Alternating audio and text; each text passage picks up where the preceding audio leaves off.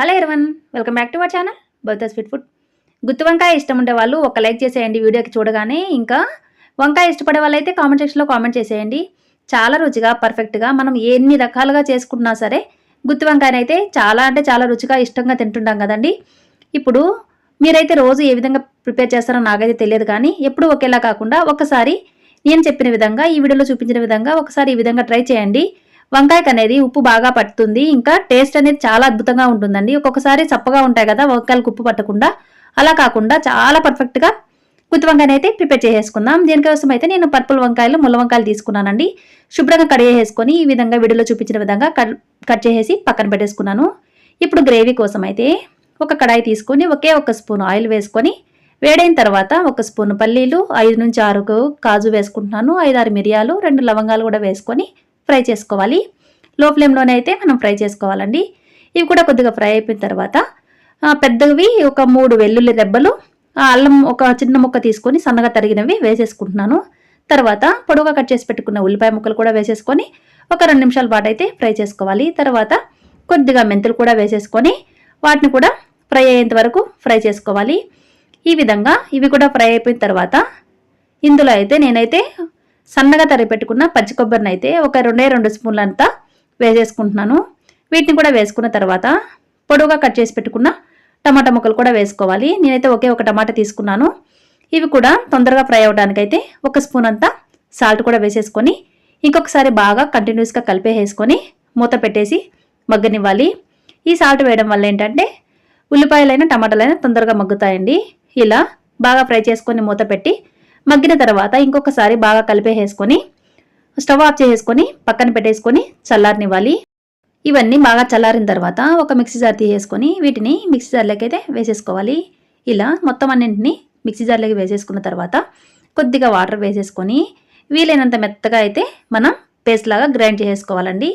ఈ విధంగా మెత్తగా గ్రైండ్ చేసుకోవడం వల్ల ఏంటంటే గ్రేవీ అనేది చాలా చిక్కగానే కదండి, కమ్మగా కూడా ఉంటుంది. ఈ విధంగా గ్రైండ్ చేసేసి మసాలా అయితే రెడీ అయిపోయింది, పక్కన పెట్టేసుకున్నాము.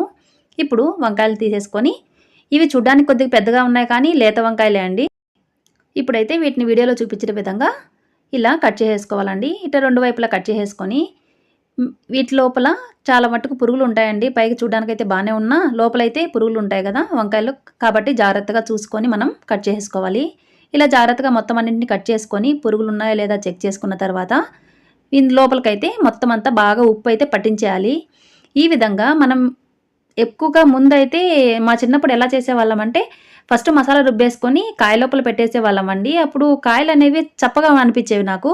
కాకపోతే మా అత్తమ్మ అయితే ఇలా నేర్పించారు నాకు. ఈ విధంగా కట్ చేసి ఉప్పు పెట్టి చేయడం వల్ల కాయలకు అనేది చాలా రుచిగా ఉంటాయండి. ఉప్పు అంతా బాగా పట్టేసి కమ్మగా ఉంటాయి. ఈ విధంగా చూడండి కాయలన్నింటికైతే నేను ఉప్పు అంతా పట్టి చేసేసాను. వీటిని వాటర్లో వేయాల్సిన అవసరం కూడా లేదండి. ఇలా ఒక కడాయి తీసేసుకొని అందులో అయితే ఆవాల నూనె వేసుకుంటున్నాను. మీరు ఆవాల నూనె కానీ లేదంటే వేరుశెనగ నూనె కానీ వేసి చేయండి, కర్రీ అనేది చాలా రుచిగా వస్తుంది. ఇలా వేసేసుకొని ఆయిల్ వేడైన తర్వాత వీటిని మొత్తం అన్ని వంకాయలన్నింటినీ ఒకదాని తర్వాత ఒకటి పెట్టేసుకొని జస్ట్ ఇలా కదిలిస్తూ ఫ్రై చేసుకుంటున్నాను. ఇంకొకసారి ఒక సైడ్ ఫ్రై అయిపోయిన తర్వాత ఇలా టర్న్ చేసేసుకొని మొత్తం కాయలన్నింటినీ ఫ్రై చేసేసుకోవాలి. ఇవి ఆయిల్ కూడా ఎక్కువైతే ఏం లాగవు. ఇలా బాగా ఫ్రై అయిపోవాలండి. లో ఫ్లేమ్లోనే మీకు టైం ఎక్కువ పట్టినా సరే లో ఫ్లేమ్లోనే మనం ఫ్రై చేసేసుకోవాలి. అప్పటికే కాయలు బాగా ఫ్రై అవుతాయండి. ఎక్కువ హై ఫ్లేమ్లో ఫ్రై చేసామనుకోండి మాడిపోయి మనకు రుచిగా అంత రుచిగా ఉండదండి వంకాయ కర్రీ అనేది. ఇలా మీరు ఓపిక్గా చేసుకున్నారనుకోండి చాలా అద్భుతంగా చాలా రుచిగా ఉంటుందండి. ఈ విధంగా నాకైతే ఒక 10 మినిట్స్ పట్టింది ఫ్రై అవ్వడానికి. మొత్తం అన్ని బాగా ఫ్రై అయిపోయిన తర్వాత తీసేసి ఒక బౌల్లోకి అయితే తీసేసుకుంటున్నాను. ఇలా మొత్తం అన్నింటిని తీసి పక్కన పెట్టేసుకున్న తర్వాత అదే కడాయిలో అదే ఆయిల్లోనే మనమైతే మళ్ళీ పోపు వేసుకోవాలి.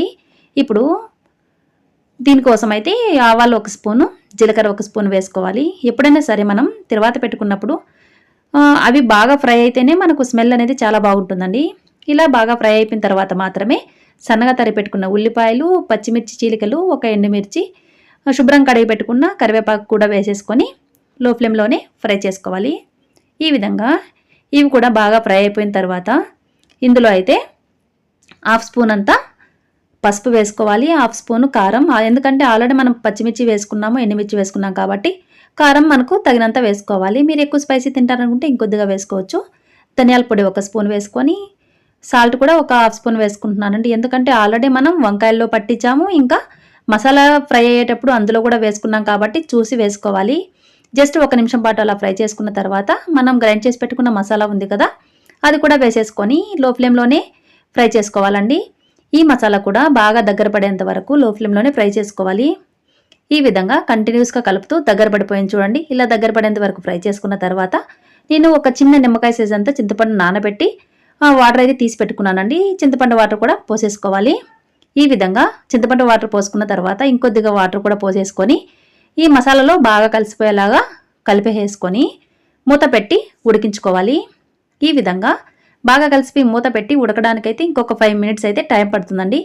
మూత పెట్టి ఉడికేసిన తర్వాత తీసి చెక్ చేసుకున్నాం అనుకోండి, బాగా మరుగుతూ ఉన్నప్పుడు చూడండి ఈ విధంగా మంచిగా ఉడుకుతూ ఉంటుంది కదా, అప్పుడు ఇంకొకసారి కలిపేసుకొని మనం ఫ్రై చేసి పెట్టుకున్నాం కదా, ఆల్రెడీ మనం ఫ్రై చేసి పెట్టుకున్న వంకాయలను కూడా ఇందులో అయితే ఒకదాని తర్వాత ఒకటి వేసేసుకోవాలి. ఈ వంకాయ కర్రీ అనేది మనం జాగ్రత్తగా చేసుకున్నాం అనుకోండి, ఎంత ఇష్టంగా చేసామంటే అంత టేస్టీగా వస్తుందండి. ఇలా చూడండి ముక్కలు అయితే ఎంత పర్ఫెక్ట్గా వచ్చాయో, వంకాయలు అస్సలు ఇరగకుండా చాలా అంటే చాలా పర్ఫెక్ట్గా ఫ్రై అయ్యాయండి. మనం కట్ చేసుకునేటప్పుడు కూడా జాగ్రత్తగా కట్ చేసుకోవాలి, ఫ్రై చేసుకునేటప్పుడు కూడా జాగ్రత్తగా ఫ్రై చేసుకోవాలండి. లేదనుకోండి ముక్కలు అనేవి ఆల్రెడీ లేతకాయలు కదండి, విరిగిపోతాయి. అలా కాకుండా మనం జాగ్రత్తగా చేసుకున్నాం అనుకోండి, పర్ఫెక్ట్గా అయితే కర్రీ అనేది వచ్చేస్తుంది. ఈ విధంగా పెట్టేసుకొని ఇంకొకసారి మసాలాలో కొద్దిగా కదిలి చేసేసుకున్న తర్వాత మూత పెట్టి ఇంకాసేపు ఇలా ఆయిల్ పైకి తేలేంత వరకు అయితే మనం ఉడికించేసుకోవాలి. చూడండి ఆయిల్ ఈ విధంగా పైకి తేలింది అనుకోండి, కర్రీ అయితే ప్రిపేర్ అయిపోయినట్లే. ముక్కలు కూడా విరిగిపోకుండా జాగ్రత్తగా జస్ట్ అలా కలుపుతూ మనమైతే కర్రీ అయితే ప్రిపేర్ చేసుకోవాలి. ఇలా దగ్గర పడిపోయిన తర్వాత చివరిగా అయితే ఈ విధంగా కొత్తిమీర కూడా చల్లేసేసుకొని స్టవ్ ఆఫ్ చేసేసుకోవడమే అండి. కొత్తిమీర వేసుకున్న తర్వాత స్టవ్ ఆన్లో ఉండాల్సిన అయితే అవసరం అయితే లేదు. ఇప్పుడు చూడండి ఇంకొకసారి అలా కలిపేసుకొని స్టవ్ ఆఫ్ చేసేసుకుంటున్నాను. అంతే అండి, మన టేస్టీ గుత్తి వంకాయ అయితే రెడీ అయిపోయింది. మీరు ఏ పులావ్ చేసుకున్నా, బగారా రైస్కైనా, వైట్ రైస్కైనా, చపాతీకైనా, దోశకైనా, ఇడ్లీకైనా, దేనికైనా పర్ఫెక్ట్ కాంబినేషన్ అండి ఈ గుత్తి వంకాయ కర్రీ. అంత రుచిగా ఉంటుందండి. మీరు ఇప్పటివరకు వీడియో చూసారంటే మీకు ఈ రెసిపీ నచ్చిందే అనుకుంటున్నానండి. నచ్చిన తర్వాత ఇంకేముందండి, ఒక లైక్ అయితే చేసేయండి. మీరు కూడా ట్రై చేశాక మీకు ఎలా వచ్చిందో కామెంట్ సెక్షన్లో కామెంట్ చేయడం అయితే అస్సలు మర్చిపోవద్దండి. మీరు లైక్ ఏం చేయమంటున్నానంటే, మీరు లైక్ చేయడం వల్ల ఏంటంటే ఈ రెసిపీ ఇంకొంతమందికి రీచ్ అవుతుంది. దానివల్ల మా ఛానల్ గ్రో అవడానికి ఎంతో ఉపయోగపడుతుందండి. మరి ఇంకెందుకు ఆలస్యం అండి, ఛానల్ అయితే సబ్స్క్రైబ్ చేసేసుకోండి. Thanks for watching.